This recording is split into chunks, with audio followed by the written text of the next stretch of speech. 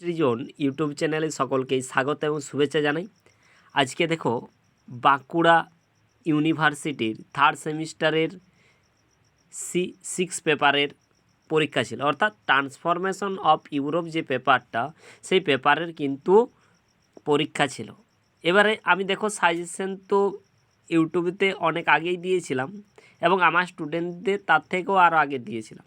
দেখো তোমরা যারা আমার সাজেশনটা ফলো করেছো তারা কিন্তু দেখতেই পাচ্ছ যে একটা প্রশ্ন ছাড়া বাকি পুরো প্রশ্নটা কিন্তু আমার কাছ থেকে কিন্তু কমন ছিল। দেখো এখানে 4 নম্বরের ক্ষেত্রে বণিকতন্ত্রবাদ সম্পর্কে একটি টিকা লেখো, এই প্রশ্নটা ছাড়া কিন্তু সব প্রশ্নগুলোই কিন্তু কমন ছিল। আমরা এখানে দেখে নেব, দেখো কোথায় কমন ছিল। ষোড়শ শতকের বাণিজ্য বিপ্লবের একটি উপর একটা টিকা লেখো।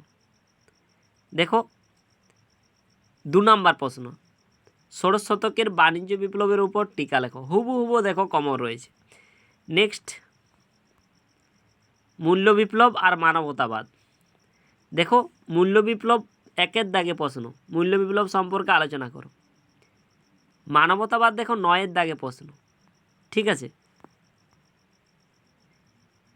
এরপরে দেখো মুদ্রণ বিপ্লব, আদি শিল্পায়ন, পরপর দুটো করে প্রশ্ন বলছি। দেখো আদি শিল্পায়ন দেখো 16-র দাগে, পিপিল স্টার দেখো 3টা স্টার দেওয়া রয়েছে। আর যে প্রশ্নটা বললাম মুদ্রণ বিপ্লব 6 নম্বর প্রশ্ন, দেখো 3টা করে স্টার দেওয়া রয়েছে। তারপর কি রয়েছে,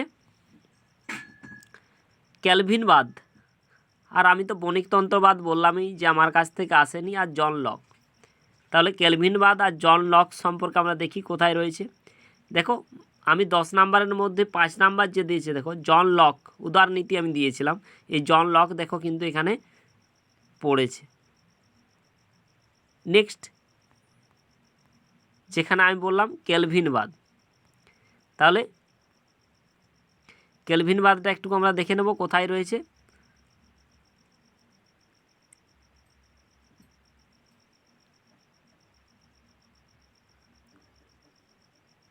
এগারোর দিকে দেখো ক্যালভিনবাদের উপর টিকা লেখো, 3টা স্টার।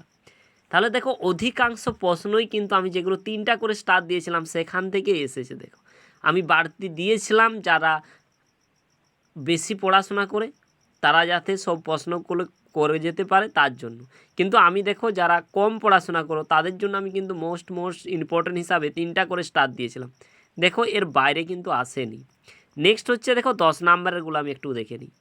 সামন্ততন্ত্র থেকে ধনতন্ত্রের উত্তরণ, তারপরে পঞ্চদশ ষোড়শ শতকে ভৌগোলিক সামুদ্রিক অভিযানের পটভূমি, তারপরে উত্তরের নবজাগরণ, তারপরে বেস্টনী আন্দোলন। তাহলে এখানে আমরা দেখে নেব যে দেখো প্রথম প্রশ্ন 1-এর দাগে সামন্ততন্ত্র থেকে ধনতন্ত্রের রূপান্তর সম্পর্কে ঐতিহাসিক বিতর্কের সংক্ষেপে লেখো। তারপরে দেখো পঞ্চদশ ষোড়শ শতকে ভৌগোলিক ও সামুদ্রিক অভিযানের পটভূমি লেখো। দেখো হুবহু কমন, আমার মনে হয় না যে এর থেকে আরও বেশি কিছু কমন দেওয়া সম্ভব। তারপরে আমি কি বললাম, তারপরে দেখো আমি বললাম এনক্লোজার মুভমেন্ট, দেখো 15-এর দাগে বেস্টনী প্রথা বা এনক্লোজার মুভমেন্ট। আর উত্তরের এনএসআর বৈশিষ্ট্যগুলো দেখো আমি সাজেশনে এখানে দিইনি, কিন্তু আমার স্টুডেন্টদের কিন্তু ব্যাচে লিখিয়েছি। আমার কাছে যারা পড়ে তাদের সাথে যদি কারো বন্ধুত্ব থাকে দেখে নিতে পারো বা জিজ্ঞাসা করতে পারো। তাহলে আমার কাছ থেকে একটি প্রশ্ন ছাড়া কিন্তু বাকি সকল প্রশ্নই কিন্তু কমন ছিল। তাই বাকি যে পেপারগুলো, সেই পেপারগুলো যারা সাজেশন দেখোনি অবশ্যই কিন্তু দেখে যাবে আর ভালোভাবে করে যাওয়ার চেষ্টা করবে। দেখো এখানে আমার কোনো স্বার্থ নেই, আমি স্টুডেন্টদের কথা ভেবে স্টুডেন্টদের পাশে থাকার জন্য কিন্তু আমি ভিডিওগুলো আপলোড করি, এখানে আমার কোনো স্বার্থ নেই।